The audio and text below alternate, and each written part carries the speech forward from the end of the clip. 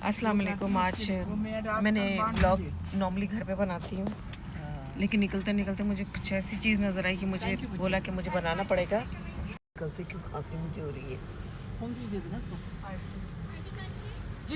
अभी मैंने एक बच्ची को कैप्चर किया है, आप लोगों ने देखा होगा। मुझे ना हाँ जी, मुझे ये है कि यहाँ पे ये खड़े के बच्ची पेट्रोल डाल रही है ना। मैंने काफ़ी दफ़ा ये बात पहले भी अपने व्लॉग्स में मेंशन की है कि मैंने बहुत सारे बच्चियों को पेट्रोल पंप पे नहीं नकाब लगा के पेट्रोल पंप पे काम, बहुत सारी जगहों पे काम करते देखा, लेकिन पेट्रोल पंप पे जब मैंने देखा तो मुझे थोड़ा कुछ लगा ना, इसलिए कि मैं ये बात सोच रही थी। एक्चुअली जो मेरा अपना ओपिनियन है कि काम करना बहुत अच्छी बात है, हरकत में बरकत है, चाहे औरत है आदमी है, सबको काम करना चाहिए। फारिग बैठने से बेहतर है कि आप कुछ करें। लेकिन अभी मेरे ध्यान में एक बात है, बैठे बैठे ये जो बच्ची है ये नकाब लगाकर यहाँ पे काम कर रही है, तो इसका मतलब है एक मुसलमान बच्ची है ना, मुसलमान घराने से आती है। तो मुसलमान घराने में अगर देखा जाए तो कफ़ालत है मुस्लिम कल्चर के हिसाब से, मज़हब के हिसाब से, कल्चर नहीं, कल्चर भी आता है इंक्लूडेड, लेकिन मुस्लिम मज़हब और कल्चर के हिसाब से औरत की कफ़ालत जो है आदमी के ज़िम्मे। अगर वो लड़की दुपट्टा, कोट, स्कार्फ या अबाया कुछ भी वट-एवर पहन रही बुर्के की सूरत में, माँ ये लोग अगर पहन रही, तो इसका मतलब है वो अपने कल्चर, मज़हब और फैमिली को फॉलो कर रही है। तो जब वो फॉलो कर रही है तो उसकी कफ़ालत वो ख़ुद को क्यों कर रही है, वो क्यों कर रही है, ये मेरे को समझ नहीं आया। ये नहीं उसके अम्मी जी, एक मिनट, उनके पास हकूक़ हैं, ये नहीं फ़राइज़ हैं, हकूक़ का है। जी जी बिल्कुल सीधा। ये क्या है मुझे समझ नहीं आया, सॉरी। जब मैं बात करती हूँ, मैंने कहा मुझे समझ नहीं आया, तो मैं ये कह रही कि उनके घर में हो सकता है ऐसे कुछ हालात हैं, मजबूरी है जिसकी वजह से उसको घर से निकलना पड़ रहा है। ये बात मैं खुद समझती हूँ, और मैं कहती हूँ उसके लिए भी अच्छा, बच्ची के लिए कि वो करे कुछ ना, बाहर निकले, बिजी रहे, ना कि मोबाइलों पे और टीवी पे बैठे रहो और इश्क माशूकी में पड़ के अपनी ज़िंदगी बर्बाद करो। पैसे कमाओ, एक्टिव रहो, और सुंदर रहो, पॉजिटिव रहो। लेकिन अगर वो चीज़ फॉलो कर रही है तो उसको जो उसको मिलना चाहिए हक, वो का है जी। तो वो बात ख़त्म करते हैं। आज हम कब्रिस्तान जा रहे हैं अब्बू के पास। मैंने ये बात बोली थी कल भी कि हम अब्बू के पास जा रहे हैं, तो सैम्पी ने मुझे को डांट दिया है, अब्बू के पास नहीं जा रहे हैं, कब्रिस्तान जा रहे हैं। तो मैं हमेशा ये बोलती हूँ अब्बू के पास जा रहे हैं, मिलने जा रहे हैं सब, 2 कारों में। तो मेरा सुबह 5 बजे सोई हूँ, आज मुझे नींद नहीं आ रही थी, और सुबह 9 बजे ही मेरा दरवाज़ा ज़ोर ज़ोर से बजा, उठ जाओ उठ जाओ उठ जाओ, निकलना है निकलना निकलना। मैं ऐसे थी, ओके ओके ओके।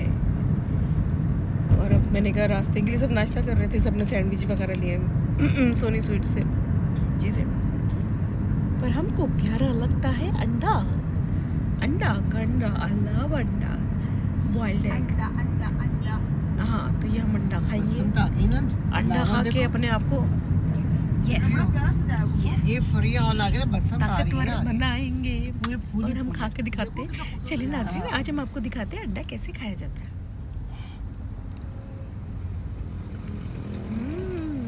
ये पसंद किस जाया? जी जी। तो यहाँ कोई प्रोग्राम होगा ना? मुझे भी पसंद पे जाना है। यहाँ प्रोग्राम होगा, कोई देखा तो नहीं? इसमें साथ की गैलरी जो है, गूगल कर लूंगी मैं, गूगल। ये देख रही पप्पू करी उन्होंने कोई फंक्शन। हाँ हाँ, वहाँ पे होता रहता है कुछ ना कुछ। हम आएंगे यहाँ फ्री हॉल ना, कलरफुल कपड़े पहन के। कि दिल हुआ बो काटा, मेरे को भी पतंग उड़ानी। मैंने आखिरी बसंत 1994 में देखी थी अब्बू के साथ, लाहौर में। अब्बू लाहौर लेके गए थे एक्स्ट्रा में इस्लामाबाद से बसंत दिखाने। टर्निंग पे जाएगा। मुझे लगता है झूठ बोल रहे, नहीं आए आगे कर। कैसे है ना, हम तो पहुंच गए।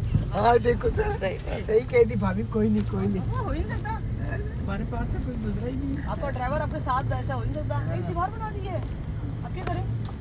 यहाँ पे रोक दो या कब्रों पे लेके जाओगी? नहीं करूँगा। अस्सलाम वालेकुम जी, जाते हैं। अभी 2 कारें, डूडी लोग नहीं आए तो वो लोग कह रहे हैं वेट करो। और अभी मैं बता रही हूँ ये धूप की शिद्दत, यहाँ पे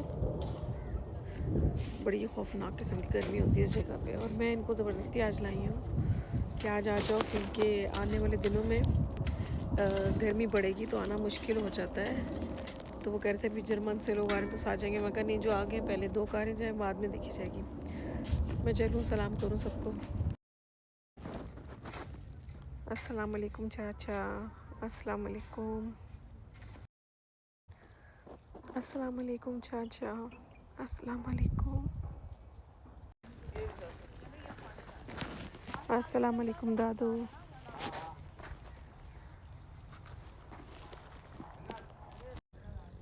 अस्सलाम वालेकुम अजरा जी। कब्रिस्तान में आते हैं ना तो इंसान उदास हो जाता है, पता है। मेरे वालिद की जब डेथ हुई थी ना तो बहुत अरसे तक मेरे मन में ये था कि मेरे को इसी कब्रिस्तान में अब्बू के पास आना है, मेरे को अब्बू को अकेला नहीं छोड़ना है, मैं उनके साथ रहूँगी। फिर उम्र के साथ साथ इस जगह पे पहुँच के अब लगता है कि जब आपकी आँख बंद है तो क्या फ़र्क पड़ता है आपके दिल में। हमारा जर्मन में हम बहुत खुश नसीब हैं, हमारा कब्रिस्तान से ऐसा कोई राब्ता न ख़ास नहीं है। लेकिन हमारी प्रिया की लड़की की 5 महीने की उम्र में उनकी डेथ हुई थी, वफ़ात हुई थी, ज़ैनब नूर की। तो उसकी वजह से सिर्फ हमें कब्रिस्तान जाना होता है। अब मैं सोचती हूँ अगर आप मर जाते हो, क्या फ़र्क पड़ता है कि आप कौन से कब्रिस्तान में जाते हो? क्या फ़र्क पड़ता है आपको जलाया जाता है, आपको दफनाया जाता है या पारसियों की तरह आपको रखा जाता है? क्या फ़र्क पड़ता है, तो अकीदे हैं। हाँ, मैं मुसलमान अकीदे को एक तरह से रिस्पेक्ट ज़्यादा देती हूँ कि मरने वाला चला जाता है, वो हमारी यादों में होती है। लेकिन उसकी एक याद भी होती है कि वो यहाँ पर है, जिसको हम कब्र बोलते हैं। आपने जला के तो फना कर दिया, या पारसी की तरह अगर आपने ओपन एयर में रख दिया तो वो सब कुछ ख़त्म ना, सिर्फ यादें रह जाती हैं। लेकिन मैं इस चीज़ को रिस्पेक्ट करती हूँ कि कब्रिस्तान में कब्र होनी चाहिए, यानी आप मरने के बाद कब्रिस्तान में आए, वो सबसे अच्छी जगह। जब तक अल्लाह रखे तो याद के तौर पे रहता है। अब हमारे बड़े बूढ़े हैं, मेरे परदादा का तो मुझे नहीं पता, ना पर दादी नानी का। मेरे नाना अब्बू, नानी अम्मा, दादा अब्बू, दादी अम्मा तो ये मेरे पीछे हैं, उन्हीं के साथ में बैठी हैं। तो उनका हमें पता है, इल्म है, नाम। हमारे पास तो दादा दादी की तो यादें भी बहुत ज़्यादा हैं। मेरी तो हर बात में दादू ही होती हैं, इनके साथ बहुत टाइम मैंने गुजारा है। तो और अब आप पता नहीं, उदास है, दिल बोझल है। सब अब्बू के पास खड़े हैं। मैं चाहती हूँ ये सब चले जाएं तो फिर मैं अब्बू के पास जाऊँ। उनसे ज़रा 2-2 हाथ करने होते ना अकेले में।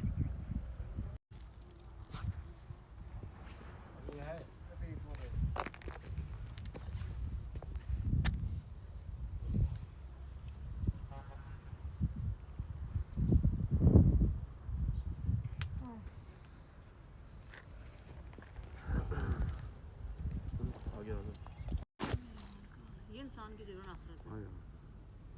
ये तो मुस्तारा है। तो देख अब्बू की एज क्या थी, 53 तो कहाँ नहीं। यहाँ पे ऐसे यहाँ पे बेचारे हजराबाजी के देखो 42 साल। यार हाँ, तेरे से भी तेरे हम सवाए वीकेंड के। हाँ, वीकेंड में तो बंदा होता ही है। चलो बच्चे बैठे रहते टीवी क्या देखते हुआ, रहते। भान याद आ रहे हैं?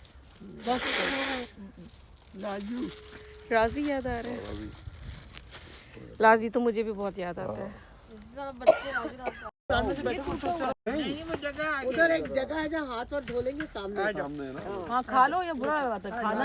पता है एहतरामन यहाँ पे खाना नहीं खाते, पता है। तो एहतराम है ना आंटी। दाने का बहुत असर है, ये फैशन भी है। यहाँ लगा लो, ये यहाँ दाने खत्म हो जाएंगे, ये दाने खत्म हो जाएंगे। बच्चे वहाँ भरे होते हैं वहाँ पे। अच्छा, ये मैं हाथ धोऊंगी ना पानी के साथ। कभी Spinnst du, Schatz? Spinnst du, habe ich gesagt. Habe ich dich irgendwo mal gefilmt? Nein, gell? Wegen deinem Pickel-Dings. Ja, wegen meinem Pickel, ich habe Brille an, ich sehe so schlimm aus. Alles gut, mein Schatz. Für mich bist du immer so schön, weißt du? Like eine Prinzessin. चलो चले, वापस चले।